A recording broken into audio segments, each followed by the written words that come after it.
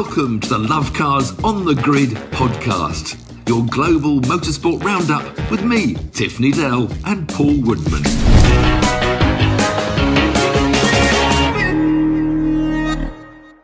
Welcome to Lovecars On The Grid, your global motorsport podcast roundup. It's not the busiest weekend in the world, but we do crown two world champions, one on two wheels, one on four wheels, which we'll come on to in a moment. But before we go on any further, we want to firstly pay our deepest condolences to the Gibbs family, who unbelievable. Coy Gibbs, 49 years of age, all the stuff that he's involved in, and passed away sadly in his sleep last night, just after his son Ty Gibbs won the Xfinity Crown, which is incredible. The whole, Joe Gibbs, he was a co-director of Joe Gibbs Racing, his father, of course, and there's three generations of Gibbs families were celebrating Saturday night.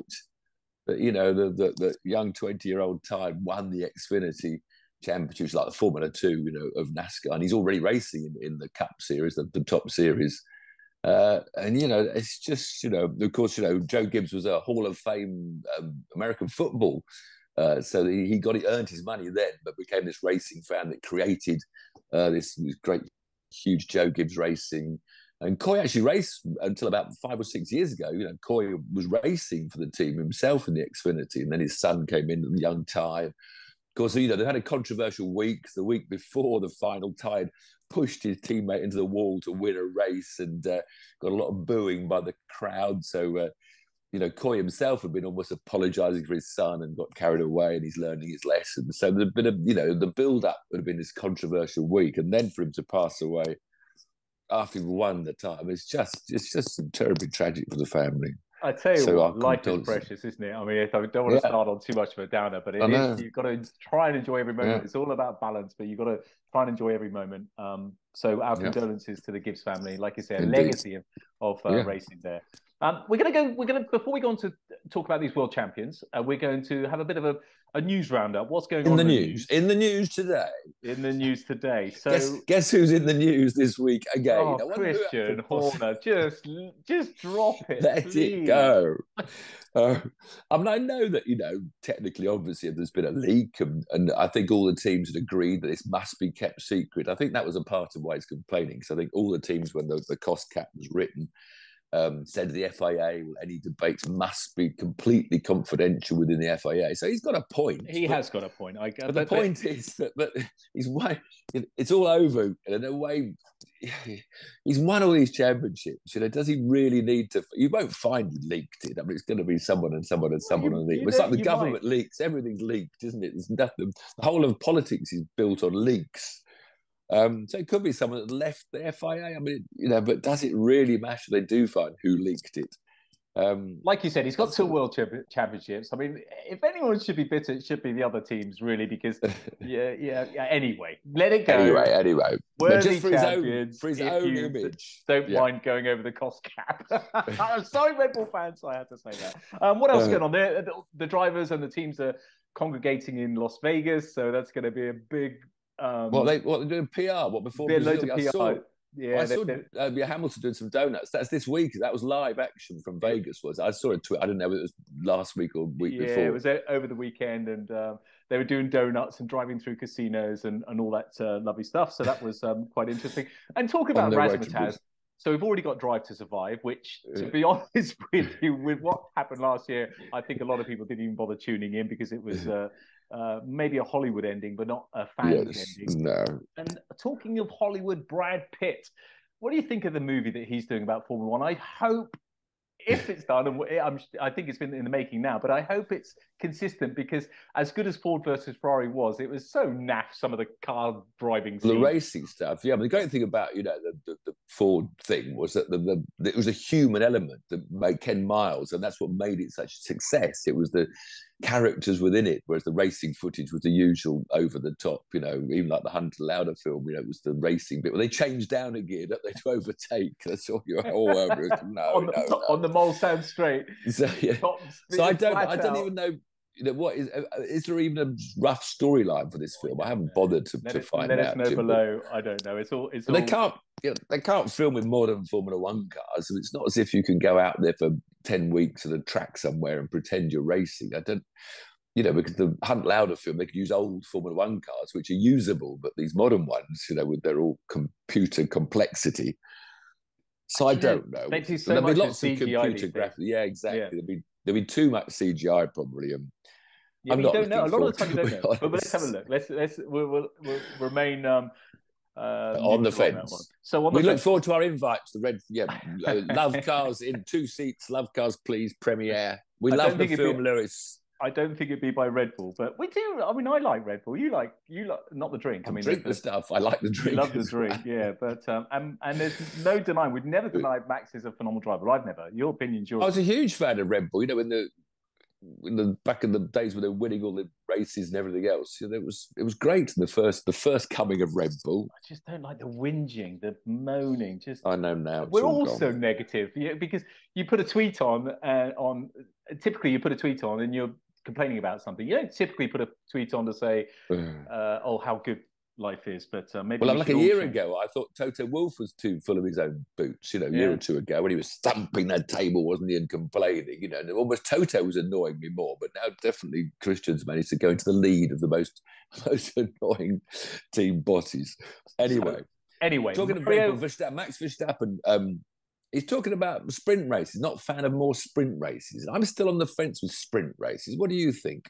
Yeah, a bit of excitement, isn't it? It's I just think they've gone a little bit too long, actually. A sprint race, 20 laps, isn't it, for a sprint race? Or 20? Yeah, it should be shorter. Yeah, I think it should be a little bit shorter. And I think, which has changed now, because they started off and whoever got pole position, wherever they finished in the sprint race, that was their position, which wasn't the right way around, but they've changed that now, which is good. So no, it still will, but wherever they finish the sprint will be their grid position for the race. Yeah, but that's what I mean. They should change that to, if you get pole, you should have pole for the race. Oh, I see.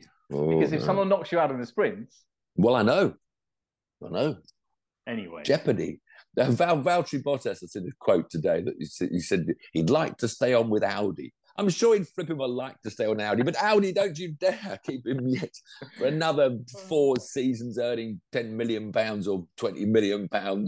Yes, he's very good, but he's had his day. He's had his chances at Williams, at Mercedes. So please, Audi. Who's going to get the last Haas seat, Tiff? I mean, we're assuming it just seems to be just Hulkenberg or Schumacher. It seems to be fairly set on, neither of which excites me at all. I thought, I'm not excited by Mick having another year. I'm not excited by Hulk coming back, even though I like them both as drivers and racers. Same. So yeah, I'm not sure. Bottas to me is another Ricciardo. I think they're both the same. They've been there, done that. And Felipe Massa. They all hung around for too long nowadays. But I'm sure you'd love to, Valtteri. But Ricciardo at least sells tickets. Bottas, I don't think does. I don't think he's got the fan base or the personality to attract people. So at least I can see the attraction with Daniel. Well, Ricciardo. Mario Isola, the Pirelli boss, he's saying that because talking about the tyre blanket thing now, where are we going to get rid of tyre blankets? So he's saying, I'm really worried because there might be flat spots, there could be graining, and we'll all crash. And no, get this, he said, and the first lap out of the pits will be slower. Well, I guess that's the whole point, isn't it? That's the whole point, to make it slower, to make it so the driver has to warm his tyres up. And I think the point is that the drivers are all saying, we'd all crash. Verstappen was saying they mustn't have it. And there's huge driver pressure because obviously they love it, going out on nice hot tyres. But the expense of it, all those blankets and all the extra fuss and bother. And the whole point is that the Pirelli would obviously make a different tyre if it happened. Because obviously IndyCar, they all go out in cold tyres. I mean, I know the tracks are mainly in warmer climates, most of the races, but they don't have any tyre warmers at all. And of course, they make a tyre where the first millimetre is a rubber that not instantly, but kicks in quicker. So it's not like going out on a modern Pirelli, which isn't designed to start on the track, at room temperature, as it were. So, the tyres would be very different if the rule came in. And I think they should have kept going because they were dropping it by like 20 degrees a year, weren't they, or something, with the promise that, I think it's down, is it down to 70 centigrade now, I think? And they were saying next year should be 50 degrees centigrade. So So I'm all for getting rid of that. I Yes, am as well. it's another driver age, and it's another thing that. Well, Also, less pit stops. I think anything that encourages, which is why I'd like less mechanics doing all the wheel change. I want a pit stop to be 5 seconds or 10 seconds. Why? What's the difference? No, because to put you off diving in a virtual safety car and gaining positions. Yeah. I want a pit stop to be more of a penalty. So you're better off staying out and trying to, as a driver, use what you've got to get to the finish instead of, virtual pop in, we'll give you some new tyres and you won't lose any places, So I want to make a pit stop a bit more of a handicap. Yep, I get that. That's a very good logic on that one. I get you on that. So in other news, have you got any more on Formula One? Because if not, I've got some other news for you. No, I'm out of news now. Right. Football, very super quickly. I'm not wanting about football today. Had the Saints get on yesterday? No. No, let's move on very quickly. Yeah. But I have got some other news. So you're going to pay $8 to keep your Twitter blue check? Well, you're not. I mean, no, I'm not. You're outraged. You're outraged. Well, it hasn't happened yet, has it? It hasn't happened yet. It's happening. It is happening. Is it? They've announced the cost. And anyone that's going to... I am not paying £8. I'm not outraged. It's just not paying it. It's just very simple. It took me about 20 years to get a flipping tick. And now, And then we'll both get it on Instagram, and then it'll both go. There's a charge on that as well. Not bothered. Right. Don't want to talk about football or ticks. All right. Let's get on to MotoGP. We talk about one other thing, because you got some top secret filming today. Can you tell us any more about that? No.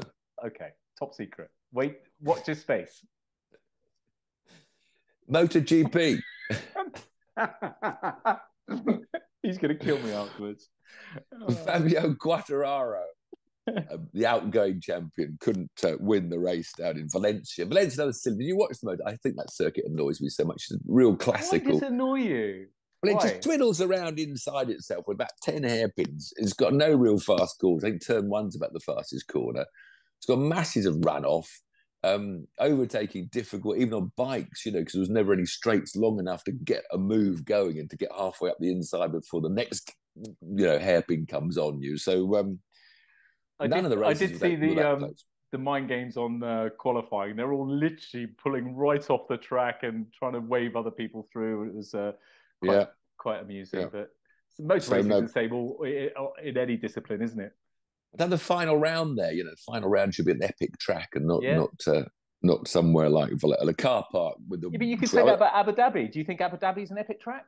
No, exactly. I wouldn't have it there either. It should be a traditional circuit, one of the old circuits. One of the, well, Brazil was always a good final. You talk. I've got to get a parcel. You keep talking. The amount of dramas we had in Brazil. We're talking about, Felipe Massa. Losing a championship at the last corner, and that amazing battle last year between Lewis and Max. It's a racing circuit, Brazil, and it's got heritage, and it's got a huge crowd of real enthusiasts, packed around the circuit. So, going off to the deserts is not where I want to end my championships. Okay. But it's a good looking circuit, and it's a bit of a party place, isn't it, Abu Dhabi? Yeah. Which anyway, so MotoGP Valencia. Fabio Quartararo had to concede his title. He battled so hard. He's a great character, Quartararo, but the poor old Yamaha was so slow in a straight line. He had to win virtually because Bagnaia came back from a 90-point deficit somewhere earlier in the season because he kept on crashing earlier on to give the Ducati their crown. He only had to finish about 15th, I think, even if Quartararo won the race. So it was pretty much a cruise. I think Bagnaia cruised around to finished about 8th, I think. But it was a great battle out front because Alex Rins, the last ever race for Suzuki's. I mean, it seems so sad that they're gone. Wow. I mean, we're talking about, That's it. So Suzuki out of MotoGP now? Are out, but they won the last round. Rins has already won 2 races ago. I think he had a win.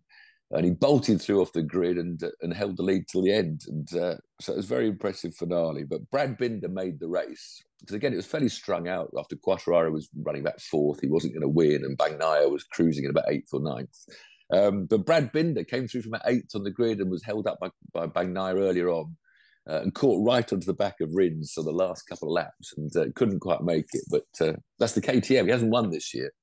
So it was an exciting race out front. It won't be the same without Suzuki, surely. I mean, I know we're going back to Barry Sheene, we're talking about epic days gone by. And it's but Marquez continued his comeback, qualified third, but crashed out on the Honda. They desperately need to sort their chassis out for him. But I think it could be good next year because I think Yamaha have got a new engine coming up that they're testing this week in Valencia. They will stay down there to test. So maybe Quattro have more power. Marquez has a better handling chassis. Then maybe the hordes of Ducatis can be overtaken at last. Sadly, Cal Crutchlow fell. He got back on, but he finished 16th. So not a good day for Cal. It might be his last ever Moto GP race because he's only been a stand-in extra in the Yamaha support team, and he hasn't got a ride for next year. But Cal, I mean, he's done a great job at substituting this for those last few races. But it'd be a shame to see him not in Moto GP. Yep. Moto 2, then again, it was going to be Augusto Fernandez to lose. Ayo Ogura, the Japanese kid who, of course, fell at the penultimate round. He was leading the championship and fell on the last lap out in Malaysia. Well, he fell again. He had to virtually win. Again, he was another one that had to win in order to win the title, but he dropped it on, the 7th lap, I think it was. Pushing so hard. So Fernandez then had the title in his pocket. But he still chased his teammate right to the line, Pedro Acosta, our Moto 3 champion from last year. And Acosta won. He was the rookie champion this year. So the same team, the rookie champion and the champion. Two Spanish kids having fun in Valencia. So they were all pleased. There's lots of Spanish, aren't there? I know they've got an incredible number of bike riders, Spanish. They seem to the right size and strength, sort of medium size and strong. And they have so much of a, build up in the kindergartens, whatever you call it, the novice areas. They're so much racing in Spain on bikes. They love them. Of course, Izan Guevara won the Moto 3 title. So they had 2 champions. He'd already a couple of weeks ago, though, wasn't it? Yeah. To mention Jake Dixon, he had a quiet race. He qualified 15th, Jake. Had a bad qualifying weekend, our only British Moto 2 rider. And he always battles through. He got up to 7th, but he couldn't get... Normally he comes from about 5th to the podium, but this time it was 15th to 7th. Are there any junior series in the UK? There must be, I guess. Do you know of any? We've got a Moto. We have got a slowly growing, but they're quite expensive. Those little Moto 3 bikes. I don't know what they are, but they're quite a horrifying price. But it is growing in Britain, the Moto 3 category, but not really big enough. And I think the thing in Spain is that because they have the weather down there, these little kids are testing all through the winter. They're out there going around Valencia, hundreds of laps a day. Whereas little Brits at home, whereas in cars you can go testing in the winter is not too bad, but going out with a bike at Mallory Park in December, when it's -1. So I think that's half the problem. It's a bit like, that doesn't work. Our climate doesn't help young riders get laps and time during the winter. Talking of the Brits, John McPhee, of course, that was his last Moto 3 race. He had a quiet weekend and he finished 11th. And sadly, that's his last moto race. They're talking about maybe doing superbikes next. I'm not sure where John's going. The 2 kids in the WhatsApp team, Josh Watley was 26th, but Scott Ogden, he crashed out again.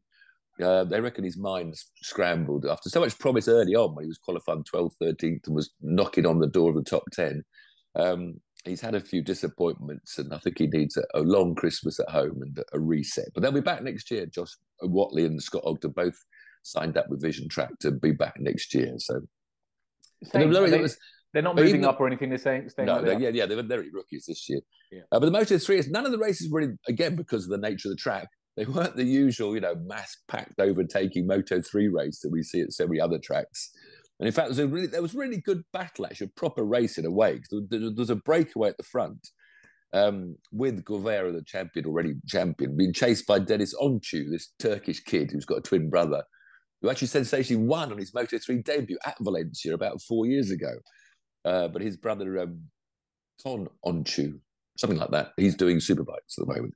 But anyway, so Deniz Oncu chased Guevara all the way, but he actually sat right behind him for all the laps of the race until the last lap. So he thought he was going to have to leave it to the last lap. I think the lead changed 3 times in the last lap. But Guevara came out of the last corner with extra grunt and passed him before the line. So it was an exciting race, but not the usual pack racing that we expect to see in Moto 3. Good stuff. So now's your moment, Tiff. We're going to NASCAR. We've been talking about this for 50 weeks. Yeah, well, all right. But the 4 became 1. The 4 became 1, and Joey Logano was crowned this year's NASCAR champion by not just being the first finisher of the 4 that got through to the final shootout, but he actually won the race outright. So he won it in style. He'd been on pole position. He seemed to have the car to beat all weekend. So it was a bit of a damp squib. Chase Elliott, the other sort of the second favourite, perhaps, he was pushed out by the third favourite, Ross Chastain, the controversial mellow man, who, of course, did the wall of death, the penultimate round, in order to get into the last 4. It wasn't.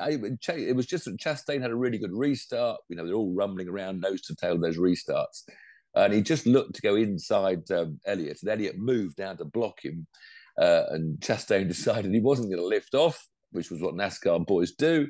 And so he turned him sharp left into the wall. So that put, we didn't put him out of the race, Chase. He came back and straightened his suspension with a crowbar or something and went back out again. But the handling was shot and he finished 28th. So look, it looked like Ross Chastain might chase the guy. And then Christopher Bell, who won the last round in order to win through, he was having a really good run. He actually got up behind, I think Logano and him were running 4th and 5th with about 100 laps to go. So he looked like he could be the main challenger. But then he had an awful pit stop, and so did Chastain as well. They both had like 10-second bad pit stops. His pit stops really mattered. The pit stops out there, I think they were, 10 seconds or something. And was it 20? That's 10 or 20, one of the two. But anyway, Christopher Bell had one that was like 9 seconds slower. So he lost about 5 places before the restart. So he was handicapped bad. In fact, one of his mechanics, I didn't like to... When he put the wheel on, he got his finger caught in the wheel with a nut or something. I couldn't quite understand. I know. I was going, oh, no, I don't want to know. They saw him sitting on the pit with a huge ice pack around his finger. Well, that's okay. But I think if it was that bad, he would have been off in hospital, wouldn't he? So yeah. But so poor Bell's. I mean, Bell could have challenged, but didn't, because he was, he restarted about 12th after that, dropped so many places. So, the pit crews, the pit crews are such a feature and such an important part of NASCAR teams.